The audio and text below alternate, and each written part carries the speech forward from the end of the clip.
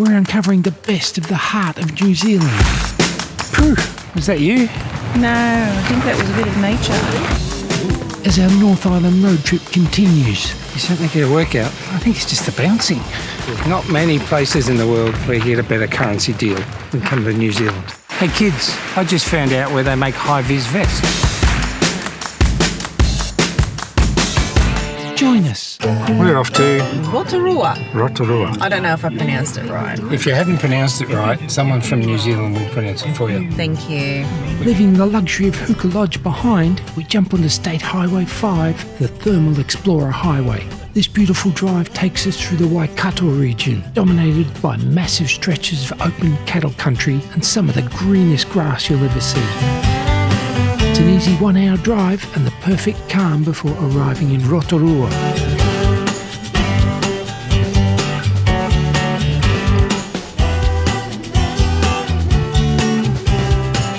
Welcome to Rotorua. It's very spacious.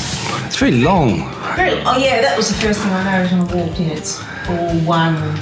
Bathroom's a bit strange. Glass box and another glass box. Ticks the boxes. You ever see a hotel with a fresh milk dispenser? Fresh beer dispenser? Blackford? Yep. Present. Cool. Tonight we're heading out to Te Puia for an evening of Maori culture and traditional hangi feast. Intra and I did this experience 28 years ago on our last visit to New Zealand. It was incredible then, so tonight we'll see if it still delivers almost 3 decades later.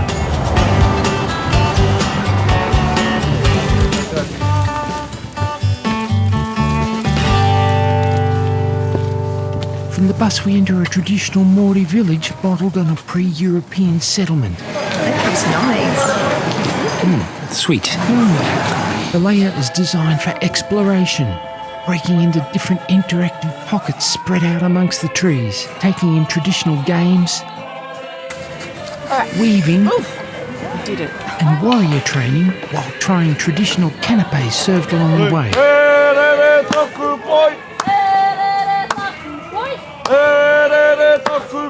You're pretty shit at that. I'm the lefty. I have to do it with my right hand. Eventually the path funnels everyone towards the cooking and dining hall.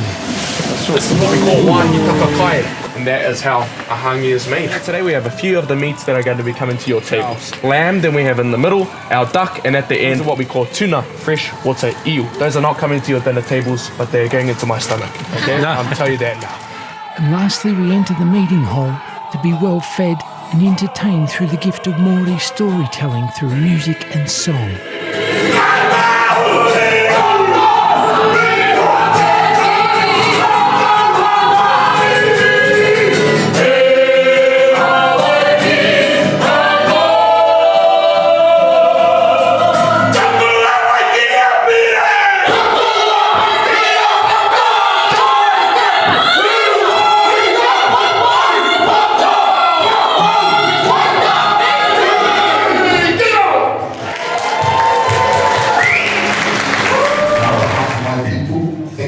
For coming to Te Puia Maori Village. Kia ora!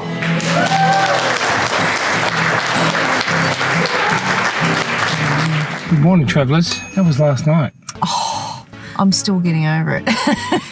The Maori generosity is second to none. They make sure that you have got more than you need to eat, and they celebrate their culture, but also everybody else's. It's a very inclusive experience. Number one thing to do in Rotorua, and we've done it. And you've been with us. Yes. Thanks to Get Your Guide. I booked that one last minute. I think it costs the same as direct, so I'll leave a link for it down below. We're now going to go see some bubbly, steamy things. Mud.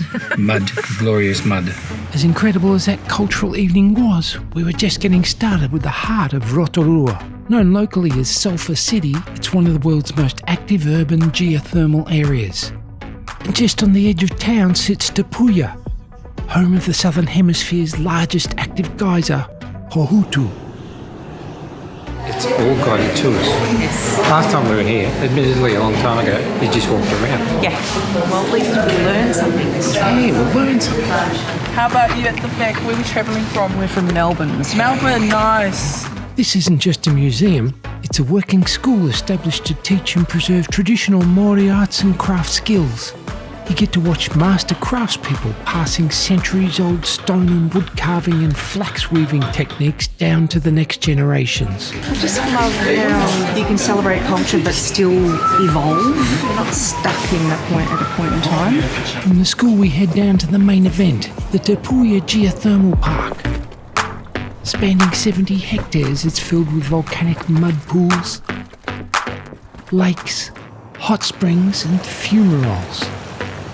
And the main attraction, the Pohutu Geyser. This spectacular geyser can erupt up to 20 times a day, reaching heights of up to 30 metres. Phew, was that you? No, I think that was a bit of nature. Ooh-wee, how cool. How hot. Hot stuff.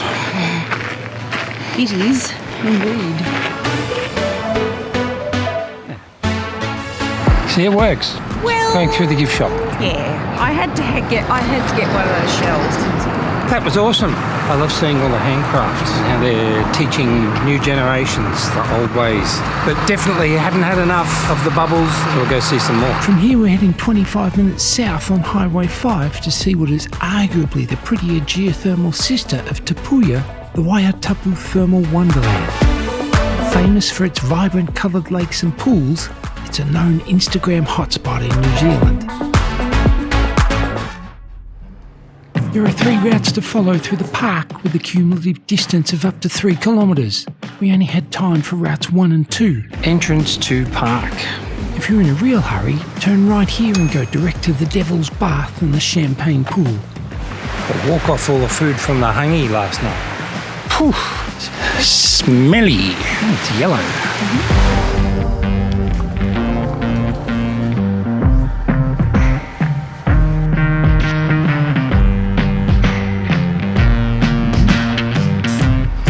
When you were a kid, did you ever play The Ground is Lava? No, I didn't, but I know what it is. Because here, the ground is lava. Sparkling, like champagne.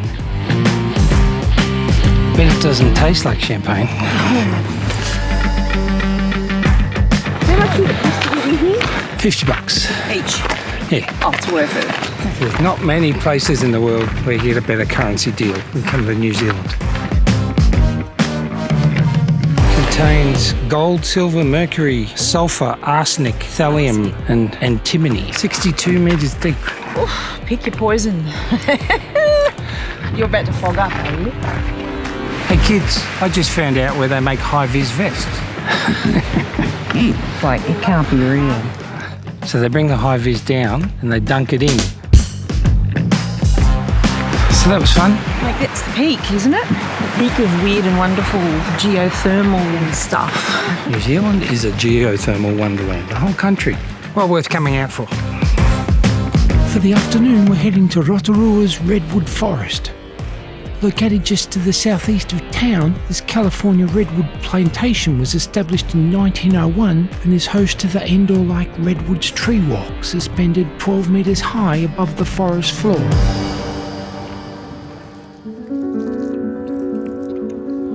Just don't look down, it'll be fine.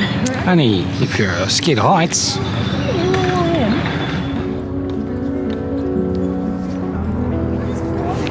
Holy, my heart rate's going up. You're getting a workout.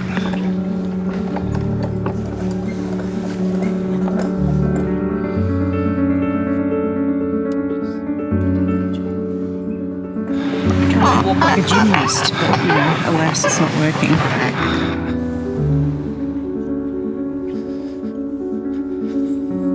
The difference between this and Warburton is this is natural. Yeah, that's right, it's not a plantation. Warburton is just weird because all the trees are in rows. If you haven't seen the video on Warburton and the Redwood Forest, I'll leave a link up above and down below.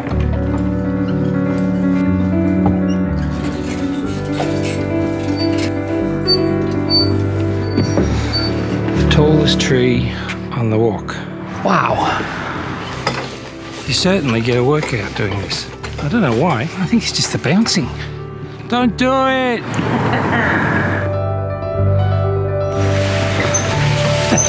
It gets easier as you go. I was just saying, I don't know why it's such a hard workout. You've got to try and keep your balance, actually. You can come and do this at night too, in the dark. It's all lit up. So if you're really scared, come in the dark. Very cool. It's kind of like Robinson Crusoe. It's more rustic. Yeah, the trees here are quite young, but they grow really fast because it rains so much here. Quite young as in a few hundred years old. And that's it, back at the start. That is a really cool thing to do in Rotorua. Gets our seal of approval. Too easy. That is such a good idea. It's really good. Back in our Peugeot.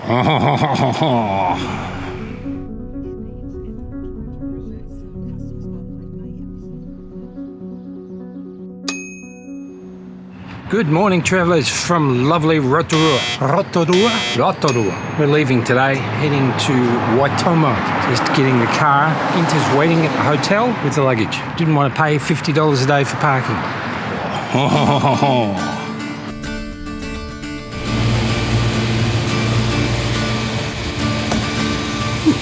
Expensive. The car is packed, our wallet's emptied, and the smell of sulphur is out of the air. We're heading 2 hours west into the King Country. From this drive alone, you can clearly understand why New Zealanders refer to the countryside as God's own country.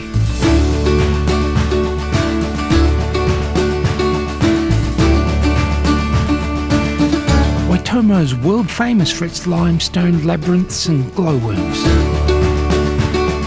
From the ticket office, we grabbed an afternoon combo ticket to experience 2 caves, the nearby lesser-known Ruakuri cave, before returning later for the famous Waitomo glowworm grotto.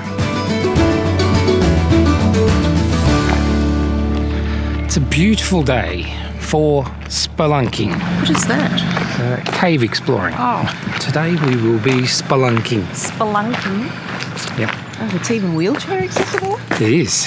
It's a fully accessible cave. Ruakuri is the only wheelchair-accessible cave in the Southern Hemisphere and begins with one of the most amazing spiral chair ramps you're ever likely to see, dropping 15 metres down to the cave entrance.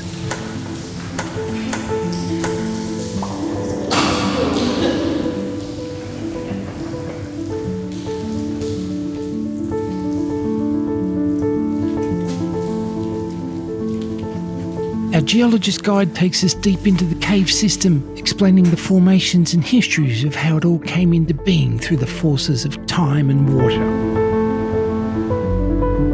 As we descend further into the darkness, we're even greeted by the gorgeous glowworms dimly lighting our way. The cave slowly reveals itself to us, including its ancient fossils and stunning chambers. Smile.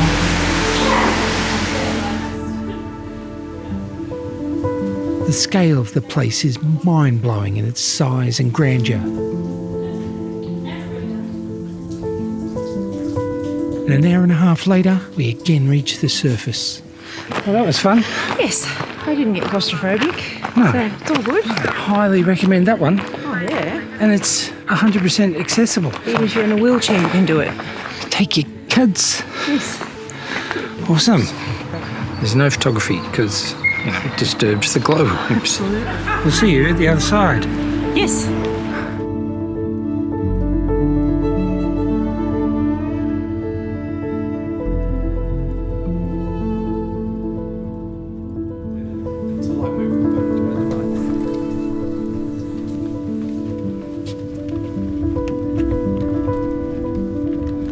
Isn't nature wonderful? Oh, it's crazy.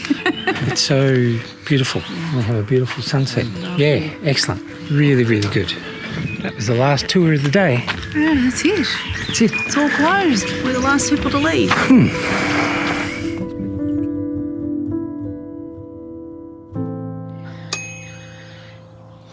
Say goodbye, Waitomo. Bye, Waitomo. This is where we stayed last night. Beautiful place. Yeah. What's it called? Abseil Inn. Highly recommend the Abseil Inn. Anyway, back in the car. From Waitomo, we're heading back to where this adventure began, Auckland. It's roughly a 2-hour drive on mostly freeways. In 300 metres, use the second from the left lane to take the State Highway 20B Slip Road to airport. To drop the car and prep for the flight home in economy. So, could it actually be better than premium? Flight time's about 3 hours 80 minutes. Waiting for us in Melbourne, it's nice day as well, just pretty much exactly the same weather as here.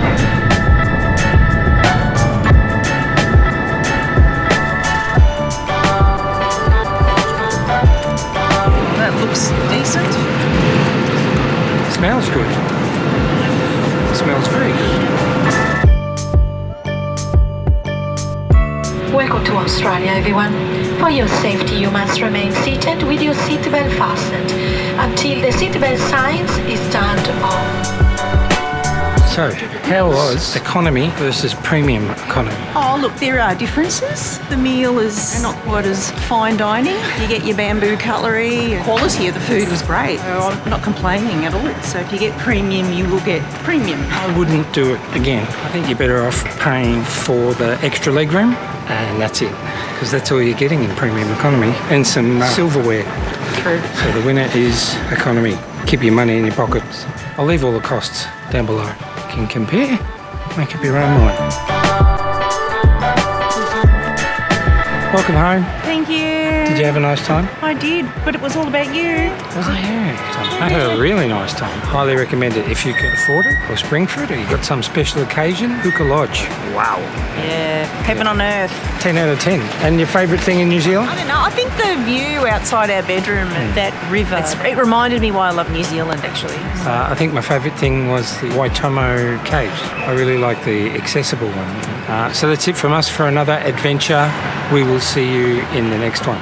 Bye. Bye. Gosh. Gosh, what? I don't know that I'm on camera 24/7. I didn't know. That's going to make the outtakes. No, it's not.